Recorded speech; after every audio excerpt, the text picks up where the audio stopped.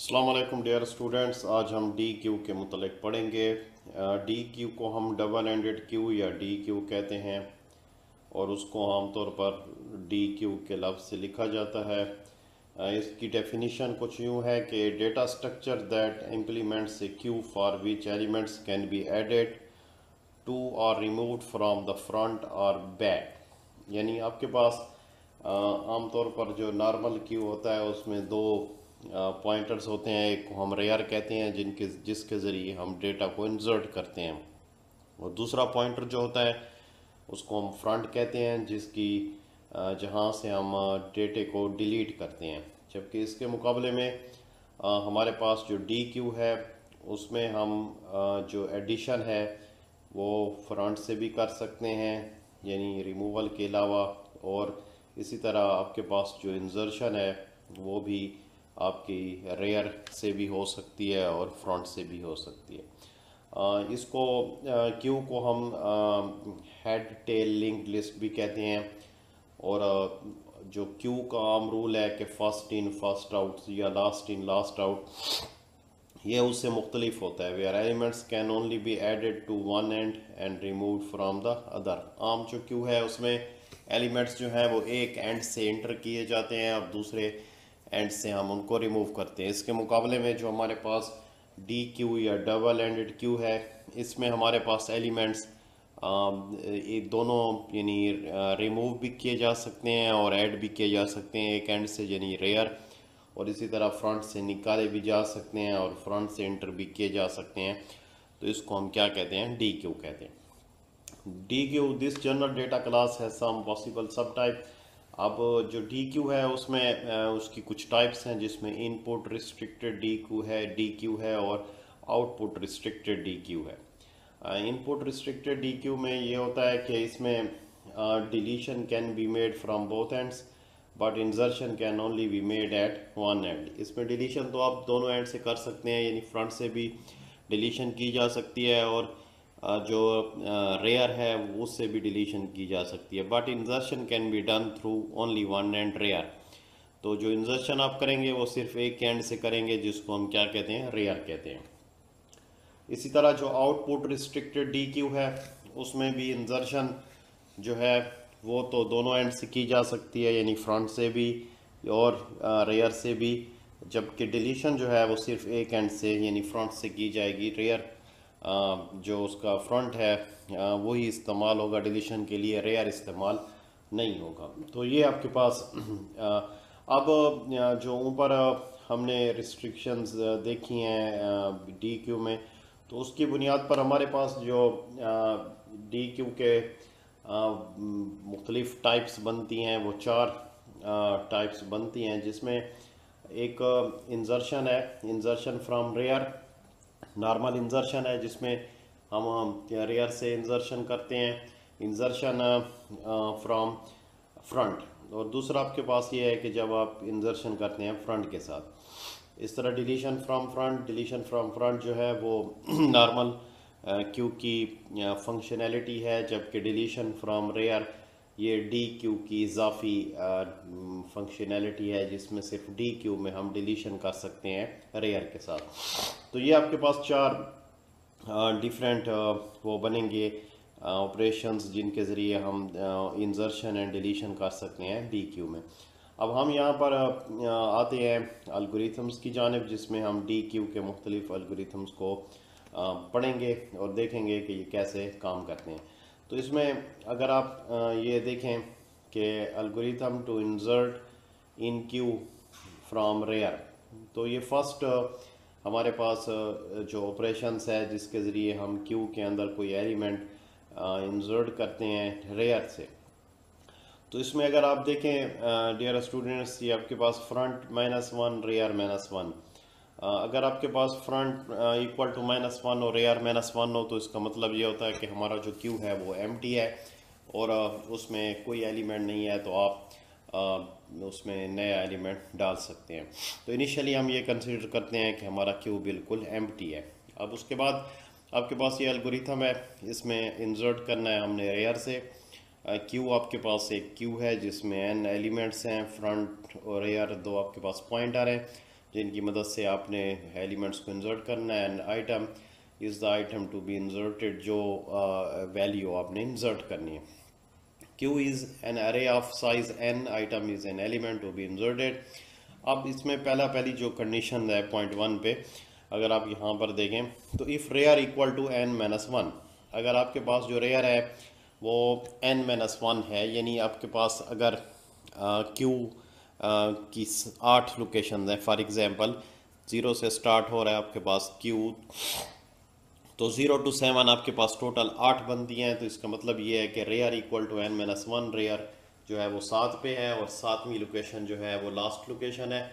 तो अगर उस पर रेयर ऑलरेडी ठहरा हुआ है तो आप चूँकि रेयर से इंसर्ट कर रहे हैं तो इसलिए आप इसमें मज़ीद इंसर्शन नहीं कर सकते और फिर आपका मैसेज आएगा ओवरफ्लो का। ये जो एल्गोरिथम है ये आप जहन में रखें कि ये वो एल्गोरिथम है जिसके ज़रिए हम रेयर से इंसर्ट करते हैं। तो जब आप रेयर से इंसर्ट कर रहे हो तो फिर आप सिर्फ रेयर ही से इंसर्शन कर सकते हैं, आप उसके फ्रंट से इंसर्शन नहीं कर सकते। तो इसलिए अगर रेयर लास्ट लोकेशन पे है तो इसका मतलब ये है कि Q इज़ फील्ड, वो भरा हुआ है, तो आपका मैसेज आएगा प्रिंट ओवरफ्लो। अगर ये सिचुएशन नहीं है, यानी Q का जो रेयर है वो अपनी लास्ट पोजीशन पे नहीं है, तो तब आप ये कर सकते हैं कि front equal to minus one, यानी Q एम्प्टी है। फ्रंट माइनस वन का मतलब ये होता है कि Q एम्प्टी है, then you can add element into rear, तो आपका फ्रंट भी ज़ीरो हो जाएगा और रेयर भी ज़ीरो हो जाएगा। And then add rear equal to rear plus one.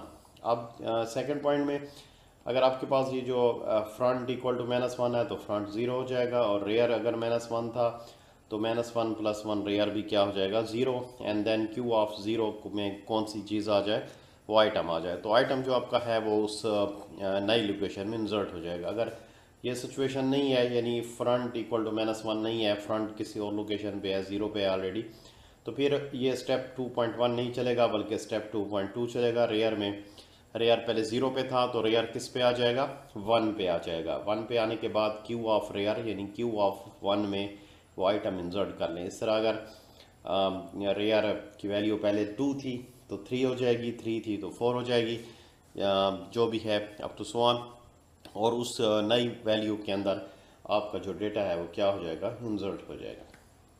इस तरह ये आपके पास एल्गोरिथम है to insert in Q from front.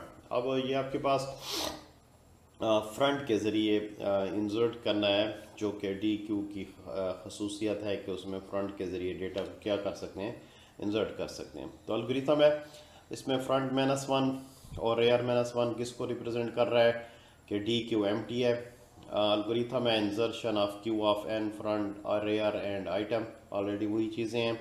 Q is an array of size n है, item is an element to be inserted. अब इसमें ये देखें कि अब फ्रंट इक्वल टू ज़ीरो। अब फ्रंट ज़ीरो का मतलब ये होता है कि फ्रंट फर्स्ट लोकेशन पे है।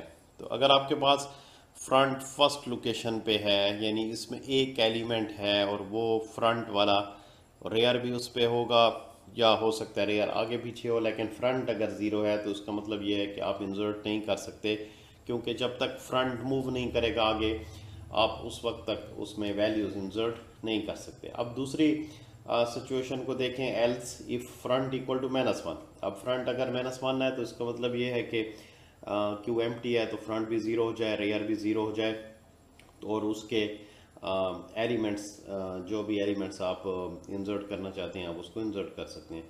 वरना एल्स आपके पास फ्रंट को equal to front minus one. अब फ्रंट जो है वो क्या हो जाएगा, फ्रंट माइनस वन हो जाएगा। तो आपके पास अगर फ्रंट 4 पे है तो आपके पास जब इंसर्शन होगी तो फ्रंट 3 पे आ जाएगा, यानी उसमें गुंजाइश पीछे की जाने जाएगा, और उस नए फ्रंट में आइटम को आप क्या कर देंगे, इंसर्ट कर देंगे। तो मसलन अगर आपके पास कोई क्यू है जिसके अंदर 4 टोटल लोकेशंस हैं, आपने पहले उसमें इंसर्ट किया A पहली लोकेशन में, फिर B, फिर C और फिर D, तो आपका फ्रंट जो है वो 0 पे होगा और जो आपका रेयर है वो किस पे होगा, 3 पे होगा। अब आपने कोई एलिमेंट डिलीट किया, फर्स्ट एलिमेंट डिलीट किया A को, तो फ्रंट आपका 1 पे आ गया, और जब बी को डिलीट किया तो फ्रंट आपका किस पे आ गया, 2 पे आ गया। अब फ्रंट की वैल्यू 2 पे मौजूद है, इसी दौरान आप डी क्यू के ज़रिए इंसर्शन करना चाहते हैं एक नए एलिमेंट की फ्रंट एंड से। तो जब आप डी क्यू में फ्रंट एंड से एलिमेंट को इंसर्ट करेंगे तो उसमें फ्रंट 0 पे भी नहीं है, तो ये कंडीशन भी फॉलो नहीं होगी। एंड देन फ्रंट -1 भी नहीं है, तो क्या करेगा, front equal to front -1। Front पहले 3 पे था, वो दोबारा किस पे है, 2 पे था, तो दोबारा 1 पे आ जाएगा। एंड उस 1 लोकेशन में आप एलिमेंट को क्या कर देंगे, इंसर्ट कर देंगे। डियर स्टूडेंट्स, अब अल्गोरिथम्स हमारे पास है to delete an element from front से हम डिलीट करते हैं। तो फ्रंट से डिलीट करने का प्रोसीजर वही सेम है जो आम क्यू में इस्तेमाल होता है। इसमें आपके पास एक क्यू है, उसमें अगर फ्रंट इक्वल टू -1 और या फ्रंट इक्वल टू रेयर +1, तो आपके पास जो फ्रंट है वो अगर -1 है तो इसका मतलब ये होता है कि क्यू जो है वो उसमें कोई एलिमेंट मौजूद नहीं है। तो प्रिंट किया जाए क्यू एम्प्टी, तो क्यू जो है वो क्या है, एम्प्टी है। इसी तरह अगर फ्रंट इक्वल टू रेयर +1 है तब भी हमारे पास क्यू क्या होगा, एम्प्टी कहलाएगा। तो उसमें हमारे पास ये सिचुएशन अगर नहीं है तो एल्स पे आ जाएगा, तो आइटम में को मिल जाए क्यू ऑफ फ्रंट। तो क्यू ऑफ फ्रंट में जो भी कीमत ठहरी होगी वो आइटम को मिल जाएगी, तो क्यू ऑफ फ्रंट जो है वो खाली हो जाएगा। And then front is incremented by 1। Front में पहले अगर 0 पे था तो 1 पे आ जाएगा, 1 पे था तो 2 पे आ जाएगा, यानी नेक्स्ट लोकेशंस पे वो ट्रांसफ़र हो जाएगा। तो ये जो प्रोसीजर है ये बड़ा वही सेम है जो ऑलरेडी हमने क्यू में इस्तेमाल किया था। तो इसके ज़रिए ये तो नॉर्मल वे है जिसके ज़रिए हम क्यू में एलिमेंट को इंसर्ट करते हैं, जबकि रेयर से इंसर्ट करना ये डी क्यू में उसकी स्पेशल फंक्शनैलिटी है। अगर आपके पास फ्रंट इक्वल टू -1 या फ्रंट इक्वल टू रेयर +1 है तो क्यू क्या कहलाए, एम्प्टी कहलाए। एल्स आइटम को मिल जाए queue of rear and rear equal to rear -1। तो ये आपके पास जो करंट रेयर ठहरा हुआ है, मसलन आपके पास रेयर 5 पे ठहरा हुआ है और 7 लोकेशंस हैं, तो रेयर 5 पे है तो हम रेयर वाली वैल्यू को अगर डिलीट करना चाहते हैं तो हम क्या करेंगे कि फ्रंट की कीमत -1 भी नहीं है and front equal to rear +1, यानी फ्रंट जो है उसकी कीमत जो है वो रेयर +1, यानी फ्रंट एक आगे भी नहीं है रेयर से। मसलन अगर फ्रंट 6 पे हो और रेयर 5 पे हो तब भी हम एलिमेंट्स को उसमें डिलीट नहीं कर सकते। मसलन फ्रंट अगर 6 है और रेयर 5 है तो 5 + 1 6 इक्वल टू 6 हो जाए तो तब भी आपके पास ये सिचुएशन आएगी क्यू एम्प्टी वाली। हम एलिमेंट को क्या नहीं कर सकते, इसमें नया डिलीट नहीं कर सकते। अब अगर ये सिचुएशन नहीं है तो आइटम को मिल जाए क्यू ऑफ रेयर और रेयर इक्वल टू रेयर -1। तो रेयर पहले अगर 5वीं लोकेशन पे था तो 5वीं लोकेशन वाला एटम जो है वो क्या हो जाएगा, डिलीट हो जाएगा। रेयर किस पे आ जाएगा, 4थी लोकेशन पे आ जाएगा। अगर 4थी लोकेशन पे था तो 4थी लोकेशन वाला रेयर पे जो एलिमेंट है वो डिलीट हो जाएगा। यानी अब आप फ्रंट से डिलीट नहीं कर रहे बल्कि कहाँ से डिलीट कर रहे हैं, रेयर से डिलीट कर रहे हैं। तो अब ये सिचुएशन के फर्स्ट इन फर्स्ट आउट ये ख़त्म हो गई है, बल्कि लास्ट पे जो एलिमेंट आपने इंसर्ट किया है वो भी पहले डिलीट हो सकता है इस तरतीब में कि रेयर में जो एलिमेंट लास्ट पे आया है, लास्ट इन फर्स्ट आउट वाला प्रोसीजर भी यहाँ पर किया जा सकता है डी क्यू में। तो ये आपके पास डी क्यू के 4 एल्गोरिथम्स है।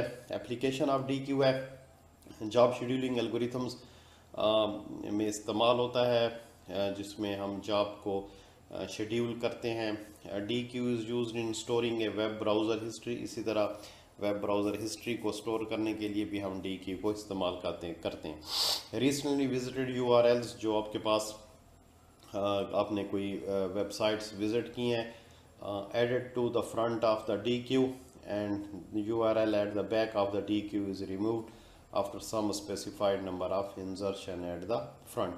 तो इसमें बाज़-औक़ात हम इंसर्शन भी करते हैं फ्रंट से और फ्रंट से फिर डिलीशन भी करते हैं, और इस तरह रेयर से इंसर्शन भी करते हैं और रेयर से हम डिलीशन भी करते हैं। तो ये हमारे पास आज का टॉपिक था।